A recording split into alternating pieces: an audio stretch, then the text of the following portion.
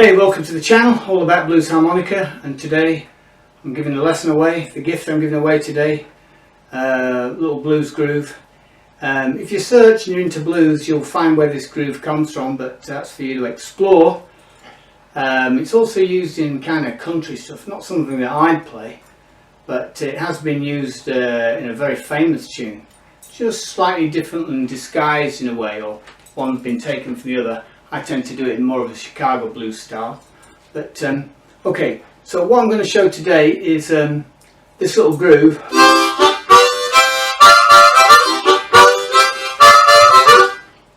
C harp, just because everybody's got one. I think I've done it on an A as well at some stage. And also this from like the Snowman thing. And do it through the changes.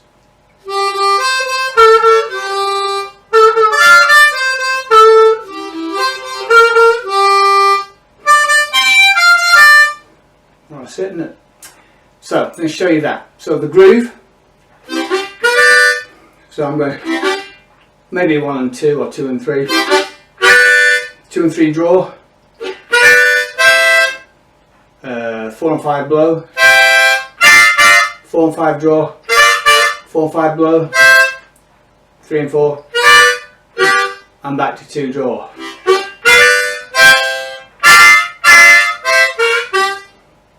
I'm not kind of being precise there. I play around with that little riff to get that groove.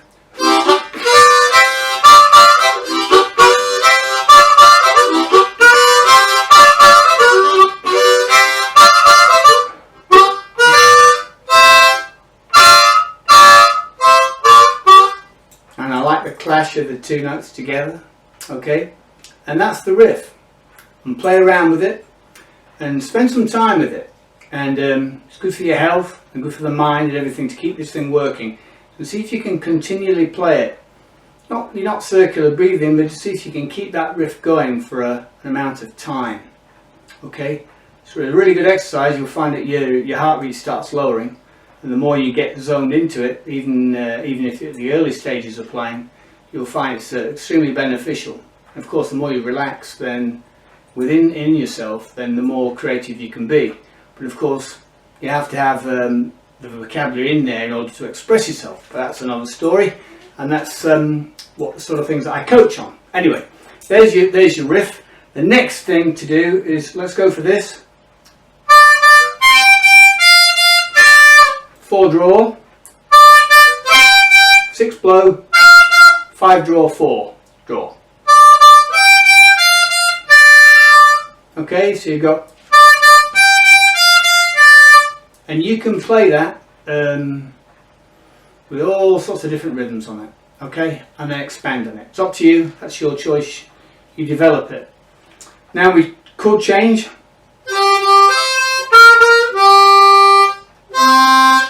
So 2 draw or 3 blow, whichever you want. Usually you play 2 draw, and then unless it's appropriate to play 3 blow.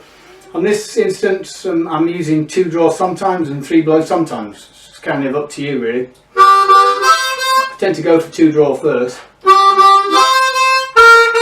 and then up to 4 blow, 3 draw half step, and probably put the 3 blow there, just because you can get a block chord in there. Then back to. See, we're starting on the 5th of the scale if you've come to music that way. If you haven't, don't worry, just pick up the bits that I'm showing you. Then 3 draw full step on your 5 chords, so 3 draw full step, 4 draw, 4 blow, back to 3 draw full step. Okay, and you can do it that way.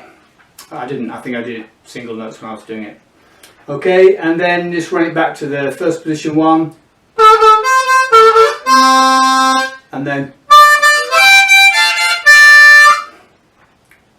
okay, and I think I did the first position, I think I put a half step there. And then back to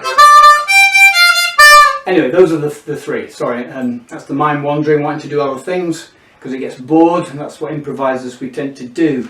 Sometimes it's really difficult actually playing the same thing again and again, because we always want to shift it. And if you listen each time I play a take of anything, it will be different, even if it's supposed to be the same. But that is the improviser. Our minds get bored and want to go and turn left at the crossroads instead of right. That's what keeps our interest. Okay, so that's it. That's a little groove for you to get stuck into. Have some fun with it. You'll find a great artist using that little groove.